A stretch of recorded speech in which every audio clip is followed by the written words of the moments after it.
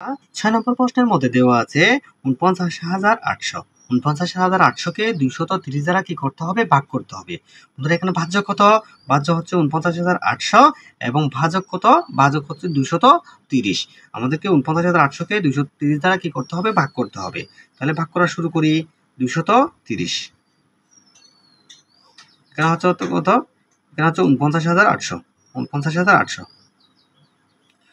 বন্ধুরা এখানে দেখতে পাচ্ছি তিনটা সংখ্যা ১, ২, ৩। এখান থেকে যদি আমরা তিনটা সংখ্যা নিই তাহলে ৪০০ কত হয়? ৪৯৮ হয়। ৪৯৮কে ২৩০ দ্বারা ভাগ দিলে আমরা যদি দুইবার ভাগ দিই তাহলে ২ শূন্য শূন্য, ৩ দুগুণে ৬, ২ দুগুণে কত? ২ দুগুণে ৪। বন্ধুরা আমরা এখন কি করব? ৪৯৮ থেকে ৪৬০টা কি করে দেবো? বিয়োগ করে দেবো। তাহলে ৮ থেকে ০ বিয়োগ গেলে কত? ৮ থেকে ০ বিয়োগ গেলে ৮, ৯ থেকে ৬ বিয়োগ গেলে কত হয়? ৩। বন্ধুরা এখানে কত পেলাম? ৩৮। ৩৮কে ২৩০ দ্বারা ভাগ যাবে না। আমরা কি করব? উপর থেকে একটা শূন্য নিচে নিয়ে আসব। আমরা এখন পেলাম কত? ৩৮০। বন্ধুরা এখানে দেখো ৩৮০কে যদি ২৩০ দ্বারা ভাগ দিই তাহলে একবার ভাগ যাবে। তাহলে একবার ভাগ দিলে ২৩০ থাকবে। ২৩০কে ২৩০। আমরা কি করব? ৩৮০ থেকে ২৩০টা কি করে দেবো? বিয়োগ করে দেবো। তাহলে ০ বিয়োগ করলে ০। এখানে ৮ থেকে যদি ৩ বিয়োগ করি তাহলে হবে কত? ৫। এখানে ৩ থেকে ২ বিয়োগ গেলে ১। বন্ধুরা আমরা পেলাম কত? ১৫০। বন্ধুরা দেখো ১৫০কে কিন্তু ২৩০ দ্বারা কি যাবে না? ভাগ যাবে না। আমরা কি করব? উপর থেকে একটা শূন্য, যে শূন্যটা বাকি ছিল সেই শূন্যটা নিচে নিয়ে আসব। তাহলে আমরা পেলাম কত? ১৫০০। এখন ১৫০০কে আমরা কি করব? ২৩০ দ্বারা ভাগ করব। ১৫০০কে ২৩০ দ্বারা কয়বার ভাগ যাবে? তো এখানে দেখতে পাচ্ছি ২৩০। তাহলে ২৩০ দ্বারা আমার মনে হয় কয়বার যাবে? ৬ বার ভাগ যাবে। তাহলে ৬ বার যদি আমরা ভাগ দিয়ে দেখি তাহলে ৬ দ্বারা যদি ২৩০কে কি করব? ২৩০কে গুণ করব। তাহলে ৬ দ্বারা যদি ২৩০কে গুণ করি তাহলে ০ ০ ০।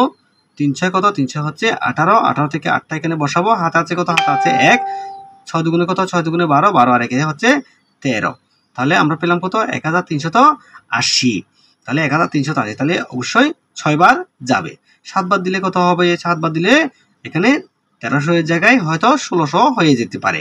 তাই আমি ৬ বার দিয়ে ভাগ দেব। ৬ বার ভাগ দিলে আমরা কত পেলাম? ১৩৮০। ১৩৮০। বন্ধুরা আমরা এখন কি করবো? ১৫০০ থেকে ১৫০০ থেকে ১৩৮০টা কি করে দেবো? বিয়োগ করে দেবো। ০ থেকে ০ বিয়োগ গেলে ০। এখানে আছে ০, ০ থেকে ৮ বিয়োগ যাবে না। আমরা কি করব? ১৫ থেকে একটা ১ ধার নেব। ১৫ থেকে যদি একটা ১ এখানে ধার নিই তাহলে এখানে হবে ১০। ১০ থেকে যদি ৮ বিয়োগ যায় তাহলে হবে কত? ২। এখানে আছে কত? ৪। ৪ থেকে যদি ৩ বিয়োগ যায় তাহলে হবে কত? ১। তাহলে এখানে পেলাম কত? ১২০। তাহলে আমাদের ভাগফল কত? আমাদের ভাগফল হচ্ছে ২১৬ এবং ভাগশেষ হচ্ছে কত? ১২০। তাহলে আমরা লিখব সুতরাং নির্ণেয় ভাগফল। সুতরাং নির্ণেয় ভাগফল সুতরাং নির্ণেয় ভাগফল ২১৬ এবং ভাগশেষ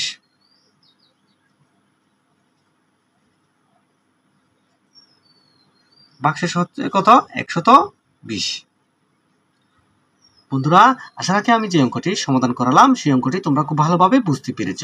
অঙ্কটি সম্পর্কে তোমাদের যদি কোনো ধরনের প্রশ্ন থেকে থাকে তাহলে অবশ্যই আমার কমেন্ট বক্সে কমেন্ট করে জানাবে। তোমাদের কাছে যদি আমার অঙ্কটি ভালো লেগে থাকে তাহলে অবশ্যই লাইক, কমেন্ট এবং শেয়ার করতে ভুলবে না। পরবর্তী অঙ্কে তোমাদের সাথে আবার দেখা হবে।